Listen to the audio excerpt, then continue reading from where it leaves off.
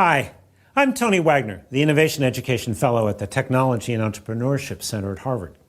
I recently wrote a book called The Global Achievement Gap, which explores the new skills all students will need for careers, college, and citizenship in this global knowledge economy versus what's being taught and tested even in our best schools here in the U.S.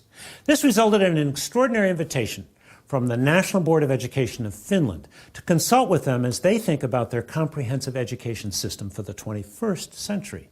I accepted because Finland is the highest ranked country in the world by any education standard. And I wanted to understand what is it that has gotten them this far and what might be some of the lessons we could learn here in this country. So join me as we take a trip to Finland to learn about their extraordinary education system.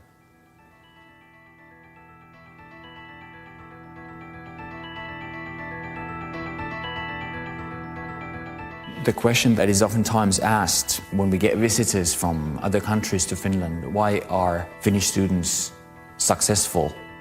In Finland, families value education. They think that it's important.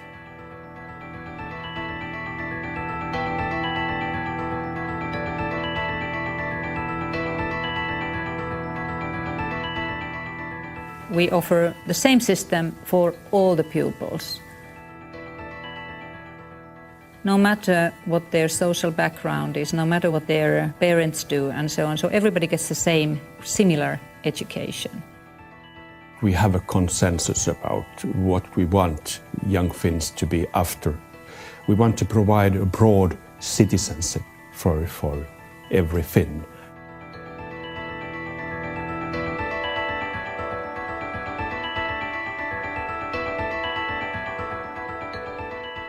There is no one reason for Finland being on the top in all these rankings. I would say there are many mutually interactive factors. Politicians, principals, teachers, universities have all understood that this is actually the only resource that we have in Finland that has to be taken good care of, the brain, the young people, the education. So these decisions have all aimed at the same goal, to be able to provide our kids with the type of education that are making them possible to compete at the international work market.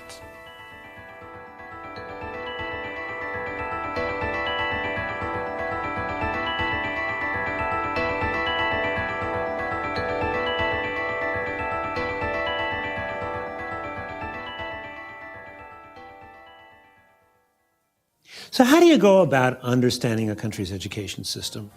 Well, some folks like to start with the rules, the policies, the curriculum. My preference is to start with the students and understand their perspectives, and then go into classrooms.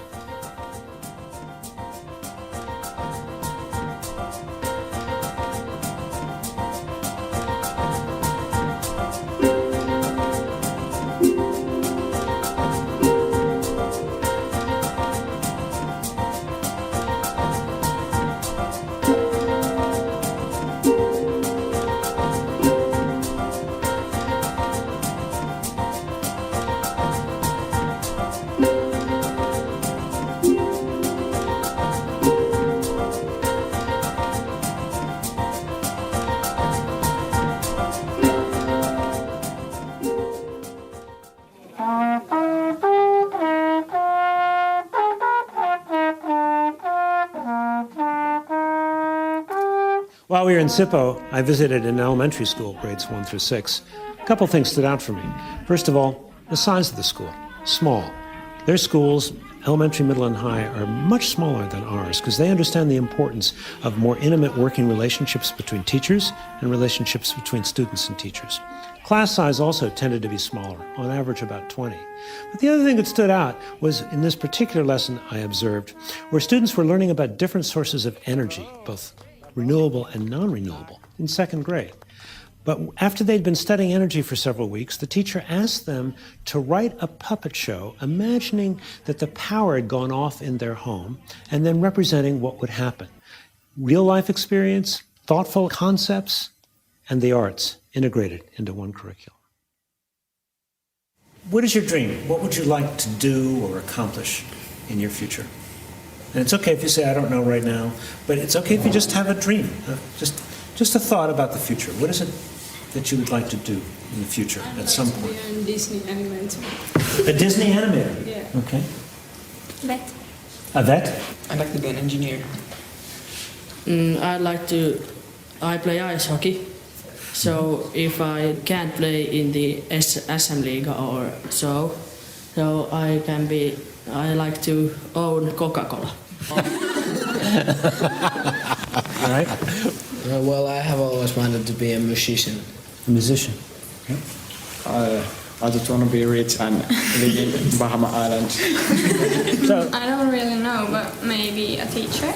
It would be cool to act or do some other things with movies and so on. Or to be, tietääkö joku mikä on nuoriso- ja vapaa-ajan ohjaaja? A youth leader. a youth leader. Okay. Psychologist. Psychologist. Good. As you imagine your future as an adult and growing up, do you believe you want to have more than what you've got now? The same? Less? Your thoughts? I think the same would be because we're living in a quite good standard, my family, and I think it's more important that I like my job and what I do than how much I earn money. I agree. It doesn't matter that much how much money you have. It's like not that big deal. But as much as you need money. It's more important to me to love the things that I do than have the money. I also agree with the fact you have to like what you do, but if you don't make any money, like if you want to be an actor and then you just can't get a job, that is not wise. I don't think so. So I am pretty satisfied with the situation my family is, so more or less the same. Mm-hmm. Jobs that give you much money also take usually lots of time. So if you hate what you do but get millions of euros, it's not worth it. So less is sometimes more. I agree too, but I'd like to be a millionaire too. But we used to have 45 minutes, and then we used to have also these like double lessons, so we had like 90 minutes lessons. And they changed it because, you know, when a class starts, the first 5 minutes go to everybody sits in place and is everybody now here, and then the last 5 minutes usually go that everybody is putting away their stuff. So now they thought, okay, now we save time, we just take a bit longer lessons. So we arrive at school maybe something like 8 o'clock, but if you're lucky you can come to school later. Like 10 and 11 or last year I had or we both had actually like almost every day from 8 till 4. But when we're now seniors, so life is much easier now. So in the next period, when we have only like 4 courses or 3, so we have maybe some days we have only 2 lessons. We come to school at 12 and leave at 4, or come to maybe 11 and leave at 2. So it really depends how you do your course, how you choose them. Most people do this upper secondary in 3 years, but it's also possible to do this in 2 or 4 years. So of course if you do in 4 years, that means you have you don't have that many lessons every day. In my free time I see my friends and I fence, sword fighting, and then I play with my computer and I don't usually see my friends until the weekend because then you have more time. But I do sports, I do boxing or go to gym, or I spend a lot of time in front of the computer too. Facebook it's very easy to get addicted to.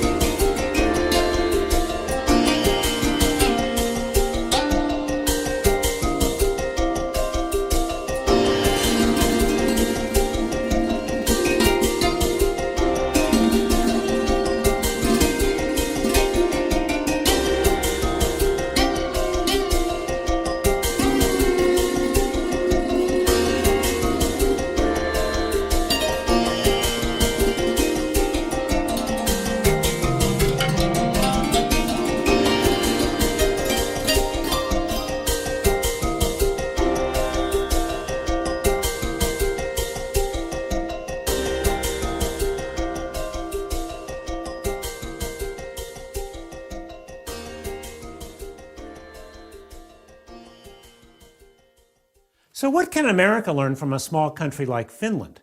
Well, the better comparison is actually with our states, which have substantial autonomy for their education systems. So we think it's actually interesting to compare the results from Finland with a state that has similar demographics, size, and population, and in fact was settled by Scandinavians, Minnesota. Minnesota, according to the last national NAEP test, our nation's report card, scored 4th highest in 8th grade math scores and 2nd highest in the country on 8th grade reading. But what most Americans don't understand is that our best is simply not good enough by international education comparisons.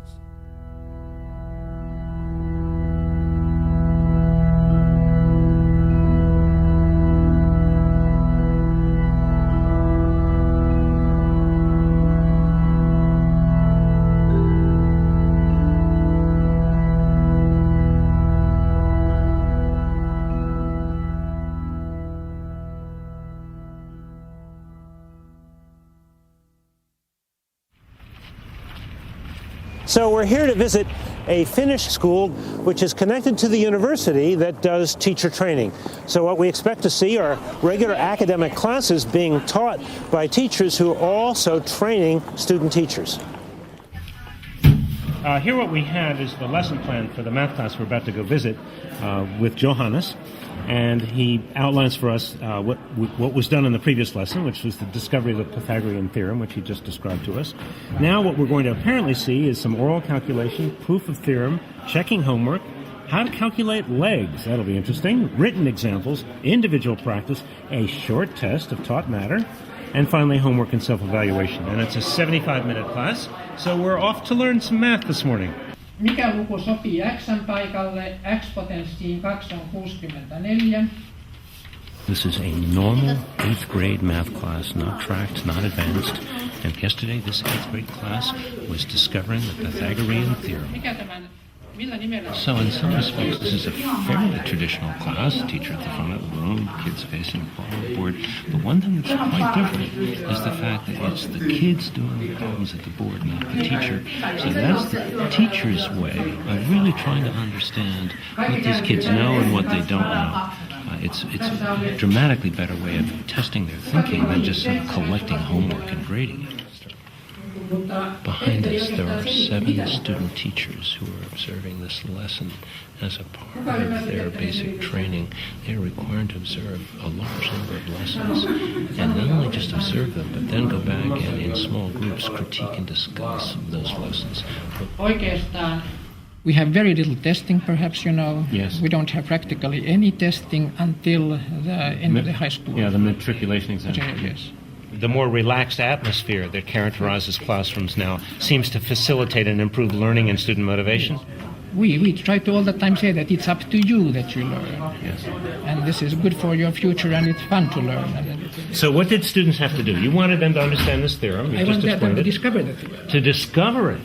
Discover the theorem. Well, that's a really important distinction, isn't it? Yes. The emphasis is not so much on mechanical performance, but on using math in concrete situations and sort of understanding the math. Mm-hmm. Our school system is very much oriented toward this kind of understanding and reading and also some problem solving and this kind of things. Mm-hmm.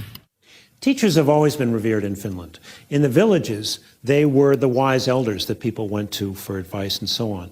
But what is particularly striking about the Finnish story is how they have changed the nature of teaching. Teachers are no longer assembly line workers. Page 87 by October 5 in the textbook. They have become knowledge workers working collaboratively, thinking of their classroom as their laboratory for continuous innovation, trying to understand how to ensure that all students achieve at very, very high levels. Teachers are the ones who facilitate students to create, to do knowledge work together. And this kind of a knowledge co-creation happens in these learning environments. Today, teachers in Finland lead this kind of a multi-professional work together with those who work in libraries, science centers, museums. If you want to become a teacher, You have to do pretty well, and also you have to have pretty high marks, high grades to be able to enter the university. And if you do well, then you might be accepted. Not everybody who succeeds really well and has good grades, they are not automatically accepted. In a lot of countries, teaching is something that those people who can't get other jobs do. But in Finland, it's a job where people apply to the teacher education and to be teachers. So it's an esteemed profession. Young people in Finland, they want to be teachers. And we get very competent teacher students.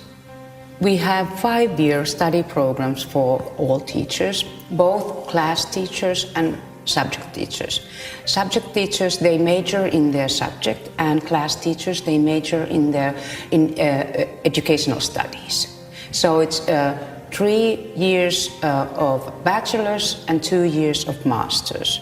I've understood that it's quite rare that all teachers have the university master's degree. Yeah. I think most countries don't have that. It's probably one factor. The main reasons for our success, I would say, that it's teacher education, that we're able that we have teachers that all have masters. We call it a research-based teacher education. And it means that it's much more important to learn to think pedagogically and be a reflective, inquiry-oriented teacher. Even if you do extremely well in both your matriculation examination and have good grades in your report card, you cannot just walk in. So you have to do well also in the entrance examination. And for that you have to study quite a lot, I'm afraid, because the percentage who manage to start their studies at the university, that's quite low in Finland. We have much more applicants than what we can take in. So teacher's profession is very, very highly appreciated here in Finland. This year there were 1,600 applicants, and we could take in only 10% of those people. But if you manage to get into the university, so you start your subject studies, they have to have a degree in these subjects that they teach. They have lessons, they have tutorials, they have small group discussions at the university. Then they sit down with the supervising teacher, and then we actually start planning the lesson or lessons.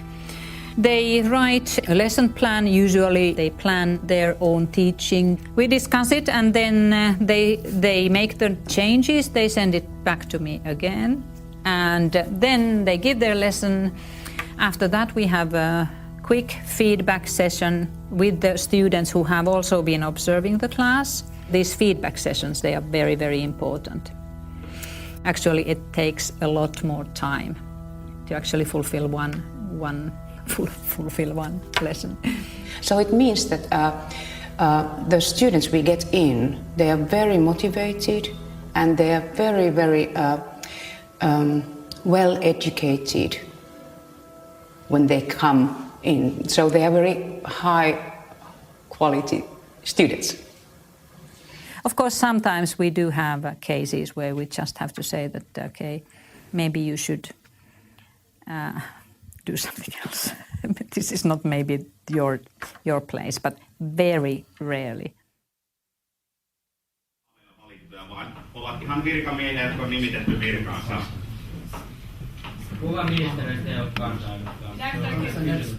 The beginning of the class is used as either warm up or cool down. The teachers talk about it in different ways, but it's a way of relaxing the kids and also engaging them. I'm also struck by the fact that this teacher has never seen this group of kids before, but his rapport and his interaction with them is just wonderful. Lively, interesting, fun, but also very academically demanding. 8 ihmistä samassa käymässä, ne edes tunne toisiaan. Miksi niitä kutsuttiin? Solukäy. He's using very current events to actually teach a fairly basic content at the moment. The 3 questions at the top of each slide is, who is this person, what is the ministry, and what is the political party? Kyllä.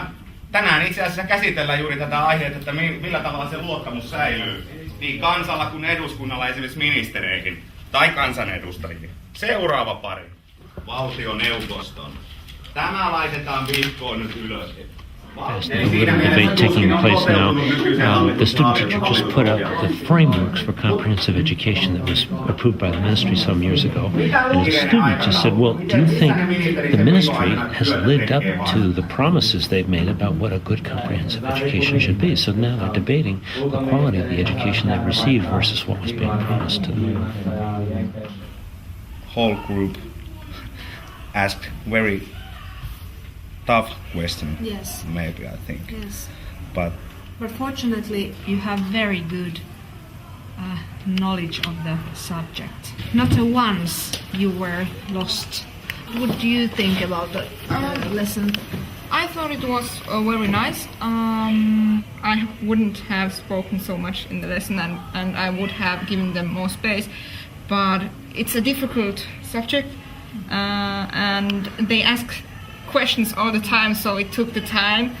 The challenge for any of us as teachers is what Ted Sizer said, which he said, less is more. Yeah. Doing less, going in greater depth. Yeah. Again, maybe too much talk from me, and I like to have a little bit more activity for students. Yes.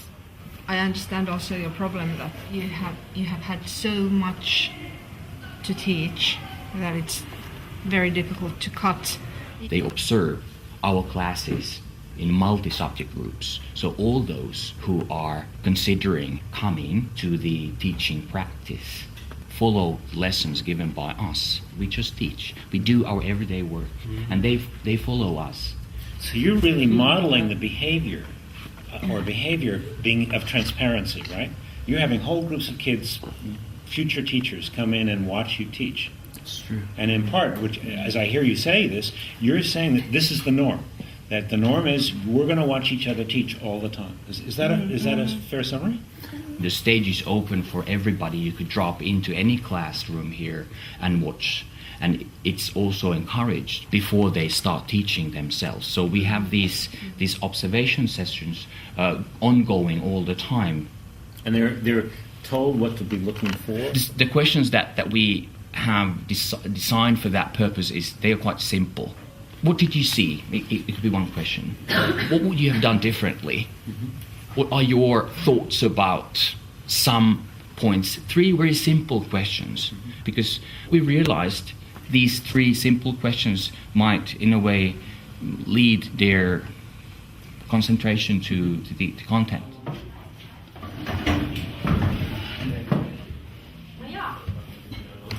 So this is a Swedish class. It's been taught entirely in Swedish, and this is a student teacher who is giving a formal lesson that was co-constructed, put together with the master teacher, who is observing here in the back, along with several other student teachers. The teacher trainer has sent me the lesson plan by email on Sunday. I have been commenting on her plan and ideas through email correspondence. And she's been reviewing it and sending it back to me. What I do now during the lesson, I have the lesson plan in front of me and I comment on it, looking at the things she does and probably giving her hints what could have been done differently. And she gets right away my comments after the class. Of course, we also discuss the lesson face to face after the class. Det har jag inte ångrat hittills åtminstone, men hoppas inte någonsin. She's quite well using other material, for example, a YouTube video and text from other resources, but going back to the actual resource textbooks after these introductory sections. John Goodlad, in his studies of high schools in the 1980s, discovered that teacher talk time comprised 85% of the lessons in American high schools across all content areas. So what are you seeing here in terms of teacher talk time versus student work time? I would like to see that it would be 60% the student and 40% teacher. And I'm going to give feedback to her that every time she would have had a chance to throw the ball in the classroom, she should have done it.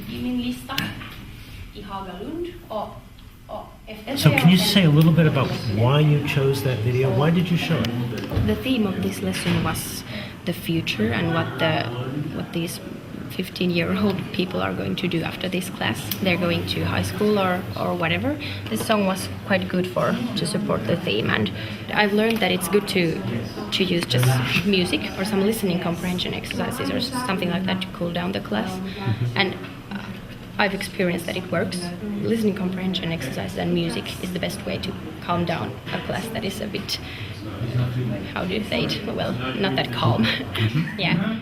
So I've just spent the day observing classes, talking to teachers and students, and trying to better understand what is it that actually happens in classrooms that accounts for these extraordinary results. Several things we observed that were in common to all of these classes. These classes really focused on teaching students how to think, giving students a sense of being able to really actively engage in their learning, not penalizing mistakes. Finally, I was struck by the attention to detail in the ways in which these master teachers work with student teachers in their classes. There is a technique, a methodology, if you will, a national curriculum for preparing these teachers so that they get a great deal of classroom experience, they get a great deal of coaching on how to become a better teacher, and there's a clear understanding about what, in fact, is good teaching.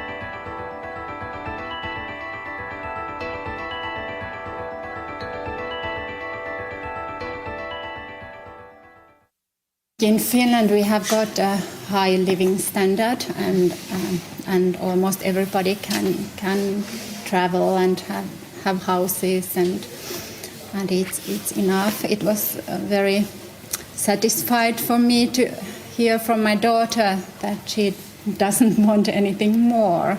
So I think it's good to have this and spend time to things that you like to do with people you love. We've had a chance to explore what Finnish students do in the classroom, but what do they do after school?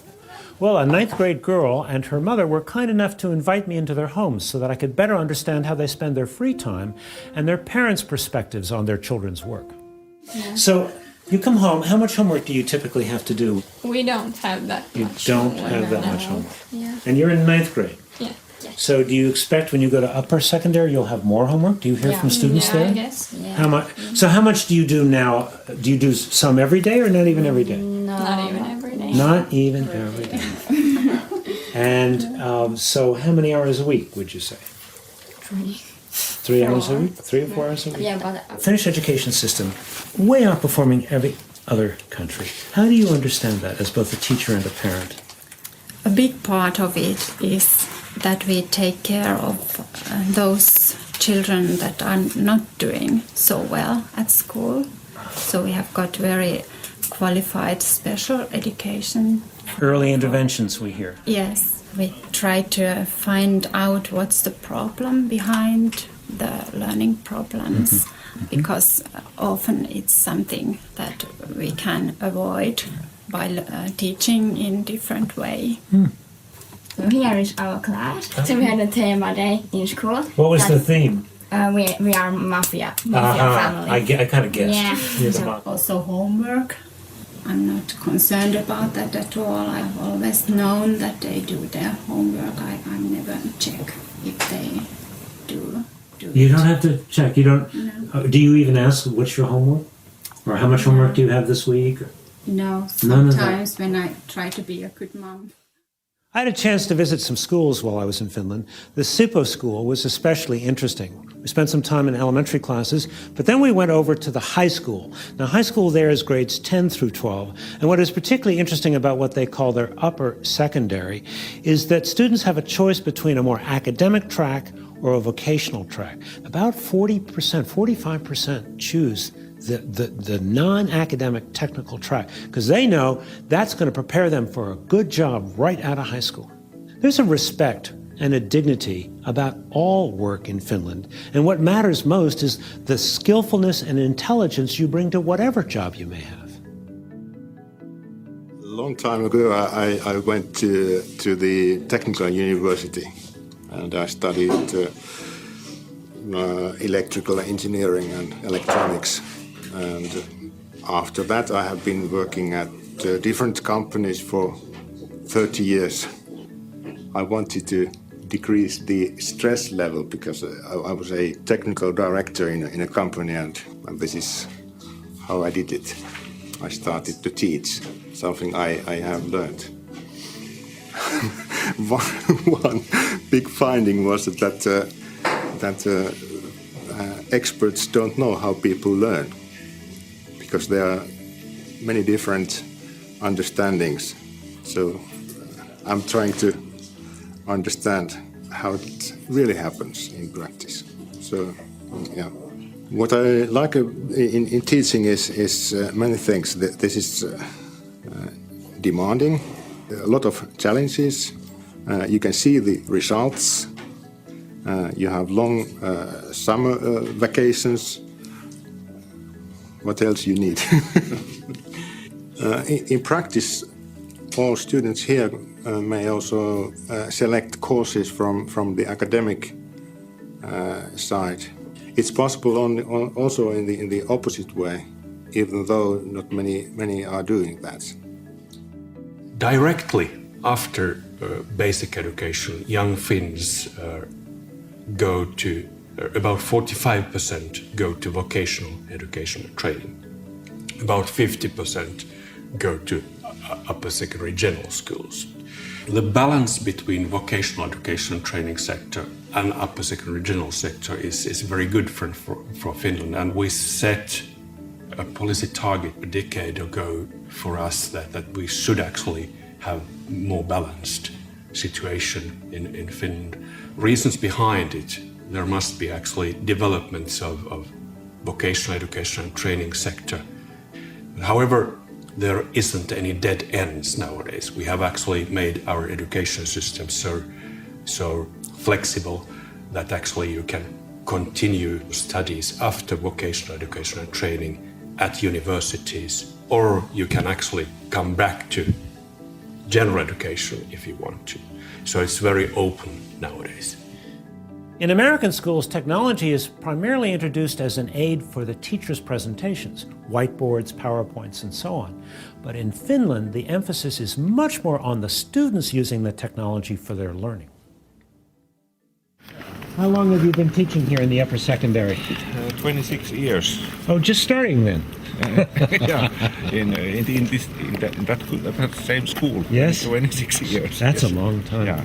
So have you seen much difference in the students? Are they different to teach now than when you started? I think students are almost the same, but relationship between students and teachers are better nowadays. In what ways? We are working together more and more. Oh, that's excellent. Yeah. We just had a nice 25-minute lunch in the school cafeteria, but you told me your class started 25 minutes ago. Yeah. You mean you trust them to work on their own? Yeah. I trust them to work alone, and they have, deadlines. Yeah. Then what they have to do, and they have this learning environment Moodle, and they make maps there. And So tell us about Moodle.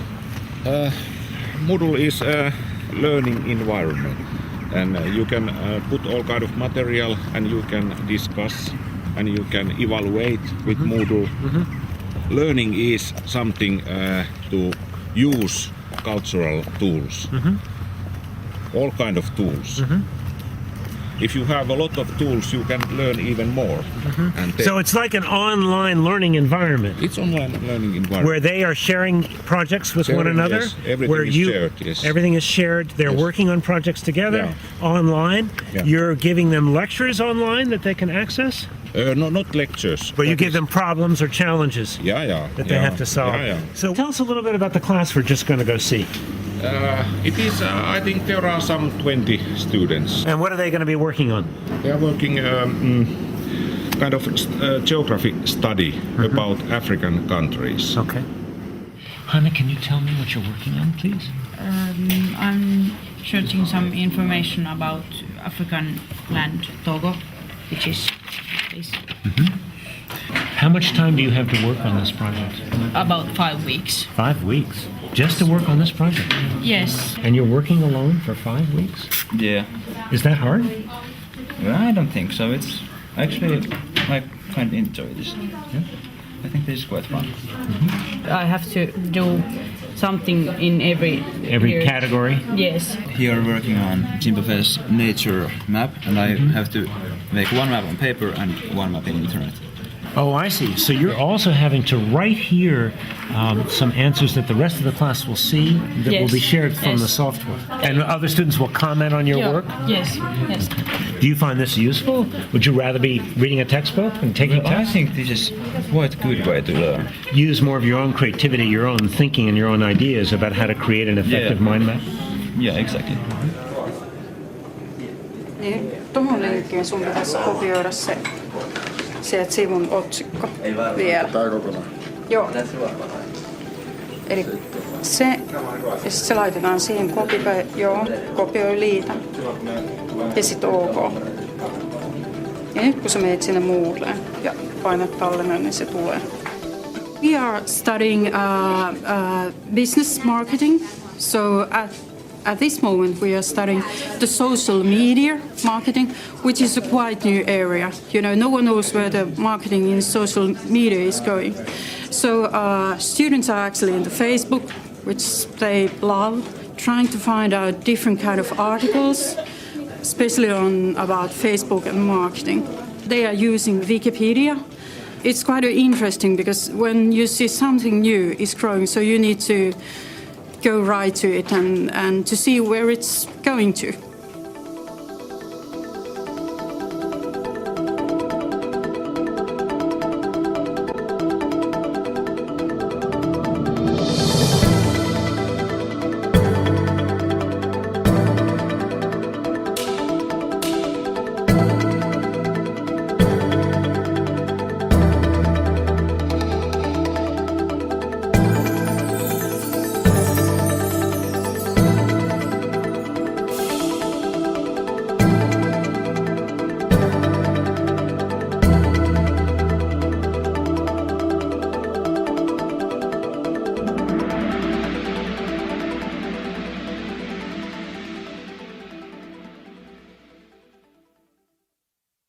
Innovation and entrepreneurship education came into our curricula 15 years ago approximately.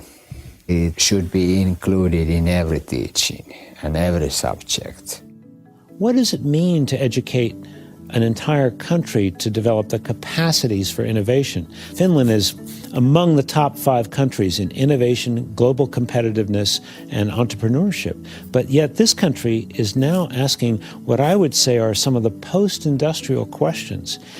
If education is to be something that maybe is for its own sake, to develop curiosity, to develop imagination, to develop social bonding and networks, what does that mean that we might need to do differently? How do we free up time and space for more exploratory learning, not just transmitting information, but giving young people chances to explore, to experiment, and to create new knowledge and new information? I was 16 when I started my company. We have 3 full-timers, like I am. So we go to school, but when we are out of school, then we do some jobs and marketing and such. It specializes in making home computers, and mostly we do gaming computers for kids like us. We know what we want, and that's what we do. So this is actually the main site. As you can see, there came my friend, and he's eating a motherboard. It's so easy. I can't lose any money, but I can make money if I work hard. Well, if it can provide us when we are graduating and don't get any better jobs, then it's good that we have somewhere to work. You know, by luck, I stumbled on this student project in one of the schools where students were learning about innovation and entrepreneurship by forming teams that had to produce a new product or service overnight. Quite literally. They were spending the night in schools with their teams and with adult chaperones, learning the skills of innovation and entrepreneurship. You know, it's a very rare school in our country that teaches anything like that. We have some schools that do an extraordinary job of giving all students a work-based internship. Some schools that enable students to do what we call service learning, community service. But I think in Finland, these things are far more common, whereas in our country, they are the exception to the rule. Tell us a little bit about this innovation camp. What is it about? Well, it's about what is called entrepreneurial entrepreneurship. Stuff. Yeah. Okay. And we're here to how do I say this? Well, people are coming here. We are forming groups, 5, 6, 7 people about in a group, and they're going to start a business here. Is it true you're going to be here all night long? Yes, 24 hours, 26. 26 hours? Yes. What is the point of being here all night long? It exhausts you to a limit where you really got to push it to the limit, yeah. Well, if you hang around for 24 hours with the same people over here, well, you learn to know the people that you're working with, so you get better teamwork. Teamwork, of course. And think more freely, not so... More open-minded. Yeah. Okay. Yeah. Well, you have to be really social in these things. Really, it's not that obvious for everyone. So, well, people may think that you can. Well, I can make a company of my own and I can do it all by myself. I don't need any help. That's not true. You learn it here. Back in the 1970s, Finland realized it really could leave no child behind because every child was needed to be a part of the greater wealth of the country. So what have you done? You said you've been kind of creating your education system from scratch since the 1970s. What are its hallmarks? To be frank, we didn't start totally from scratch, but actually we formed comprehensive school in Finland during 1970s. The comprehensive school is intended for all, not segregating the age group. The parallel system refers to the system that is still present in Germany, for example, in the 5 first years during your education, at the age of 11, that they tell that you're a poor performing student, you're never going to end up with the academic profession. And that's like a weapon that they use, like a whip. And it's totally different from the idea that we have about education, providing everybody the same possibility, the same opportunities, even the same curriculum. We started to discuss about the possibility of a single and unique and equal education for all. And it took 5 years to discuss that, but finally it came into force in 1973 that there should be a kind of basic education that is similar for everyone regardless of social or economic background. The system in Finland relies on the principle of equality and equity. As a parent, you are sure, wherever you live in this country, that your child is getting same type of education with same type of curriculum. So it's equal and it's free. They get all the materials free of charge. They get their food, lunches, even snacks like in our school, free of charge. It's very democratic in that way. Can you tell me about the balance between what is done nationally versus what is done locally? Yeah. Nowadays, Finnish state and actually Finnish National Board of Education sets core curriculum for basic education. It gives much leeway to schools and municipalities to operate. It's also blessedly brief, isn't it? I mean, your curriculum frameworks are about this thick, aren't they? It's about that. Which is really extraordinary when I think about our textbooks. That's true. In our society, we have a core curriculum, and then schools make their own curriculums, and they have lots of liberty in making their own decisions. second phase was actually that during 1980s we moved teacher education and training to universities, so that all teachers are required nowadays master's degree in universities. We do not have any kind of an inspectorate. You know, there are no inspecting schools or teachers. We kind of trust to our system. You know, we have a whole system where principals are supposed to come in and formally evaluate the teacher. But you don't do that here, do you? In Finland, the school's education system is based on trust. That the teachers are trusted to do their work properly. If people are trusted, then they want to be worth that trust. They are more bound to be trustworthy. I think people perform better when they are trusted. They do a better job when they are not controlled, because nobody wants to be told what to do. So there is a huge trust to all levels in this educational system we have. Ministry trusts on the schools and this system, and parents trust on our educational system that allows you to act freely, concentrate on your individual way of learning how to learn.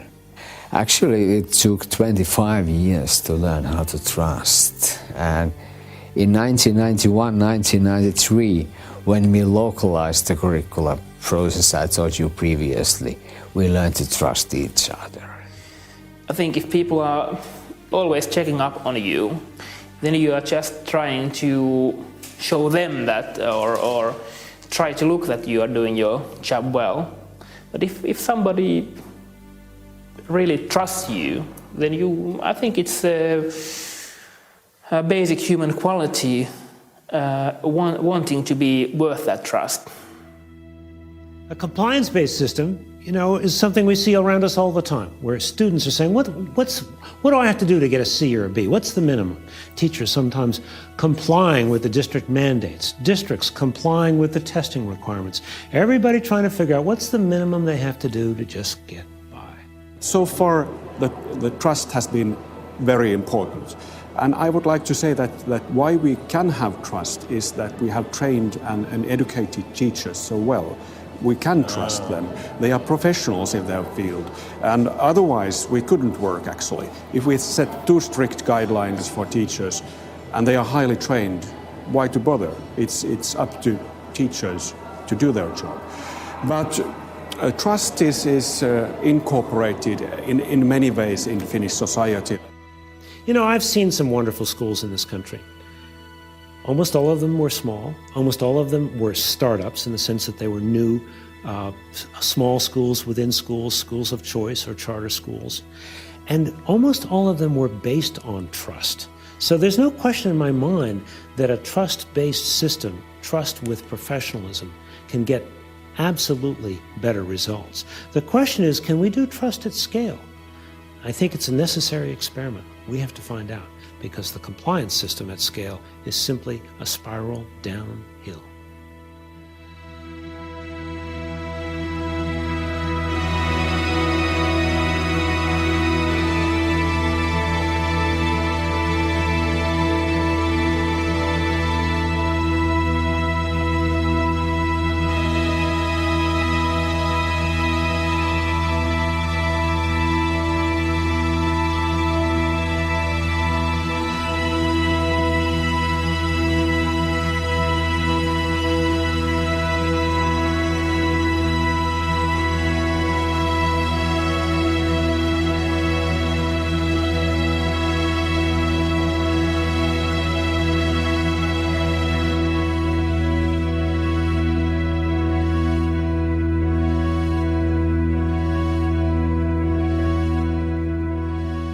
I went to Finland as a guest of the National Board of Education, who was sponsoring, along with the Finnish Ministry of Education, a conference called Education 2020. And they had invited some of the leading policymakers, educators, and so on to come and really talk about how the comprehensive education goals may need to be shifted or changed in the coming years for all students in Finland. So the question we might ask ourselves is, how do we talk about education in a way that's not punitive, and in a way that's future-oriented, and in a way that grounds the conversation in the experiences and in the needs of young people themselves, as well as in our economy and in our democracy?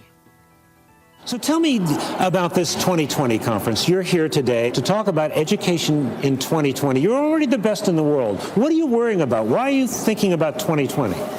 Although PISA tables say that we are topping many of the PISA studies, our national evaluations show that we have areas where we need to go further. For example, writing skills, communication skills.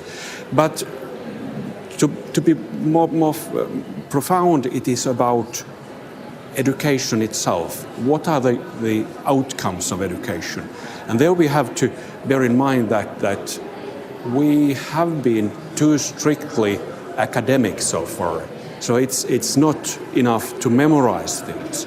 We should actually learn how we use the knowledge. It's not distinction between 21st century skills or academic skills. We need both.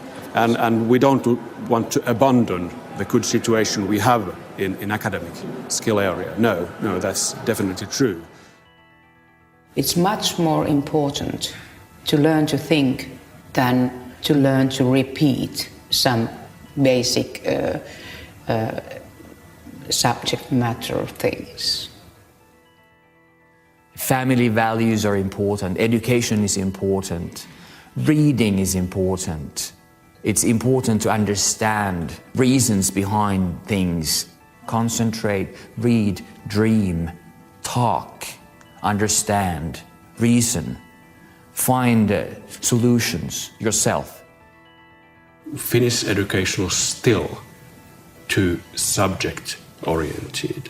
We should actually highlight thinking skills, collaborational skills, that kind of skills which are more higher order. As we think about what has to happen in this country, it's not just changing what's taught and how things are taught, but really reshaping the teaching profession. And it's not about money. It's about teachers thinking of themselves as knowledge workers, teachers understanding that they have to be innovators in the classroom every single day as they think about bringing all students to high levels of attainment.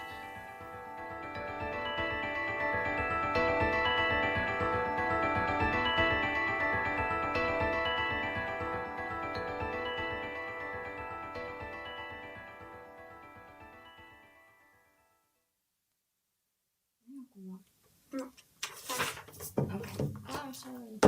Yeah, I don't know her play this like good, but yeah, she's good. No.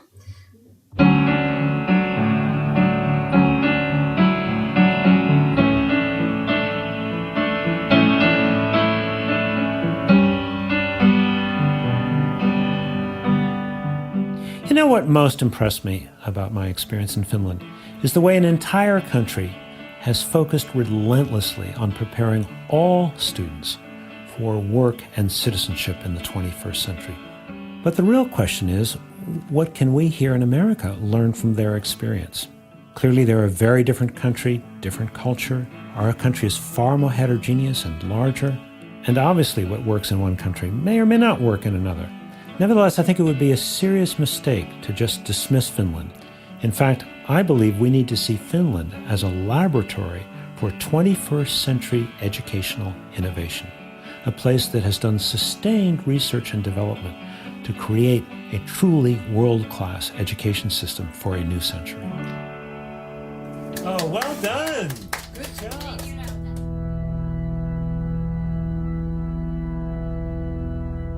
One of the most important lessons from Finland is that the business of school is learning, period. It's not sports, nor is it even extracurriculars. Nothing interrupts the learning process in classrooms. It is sacrosanct. A second valuable lesson is the way in which they have totally transformed the education profession over the last quarter century. Very high standards for admission into schools of education, so only the very top students become teachers. All teachers must earn a master's degree, which brings far more academic rigor into the classroom. And the kind of training these student teachers receive, where they observe master teachers and have their own teaching practices critically evaluated, really prepares them to enter into the classroom ready to engage all students. Yet a third lesson from Finland is the idea of less being more. Very few national curriculum guidelines which can be adapted locally. Class time is longer and there are fewer classes in the day, which allows students far more time to do projects and to go into greater depth in their academic studies. Then there are the ways in which Finland has focused on how best to motivate students. The students have many more choices for the projects they pursue in their classes, and the arts are far more well integrated into every class. But perhaps most important, by developing a very comprehensive vocational education system at the high school level, which prepares students for jobs immediately out of high school. I have to wonder that if we gave every student the choice of a high-caliber vocational education system in every high school in America, might we not be able to significantly reduce our epidemic dropout rate? But what I found most surprising of all is the way in which the Finnish education system is built upon trust. The ministry trusts the municipalities to adapt and adopt the national curriculum as needed. The municipalities trust the teachers and the schools to do what's right. The teachers even trust the students to use their time wisely and to use the internet and other technologies responsibly. Of course, trust doesn't happen overnight. The Finns began with developing a real consensus about the importance of education and the purpose of education. This consensus has enabled Finns to work far more collaboratively and cooperatively to prepare all of their children for a rich and satisfying and productive life in the new global knowledge economy. So is there anything Finland might learn from some of America's best education practices? Actually, I think there is. In the best schools that I've seen in this country, students have digital portfolios and publish their work.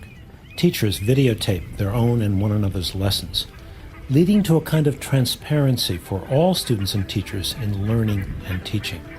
So of course we have some wonderful teachers and extraordinary schools here in America. But what was so inspiring about Finland is the way in which they are doing this kind of high level of education for every single student in the country.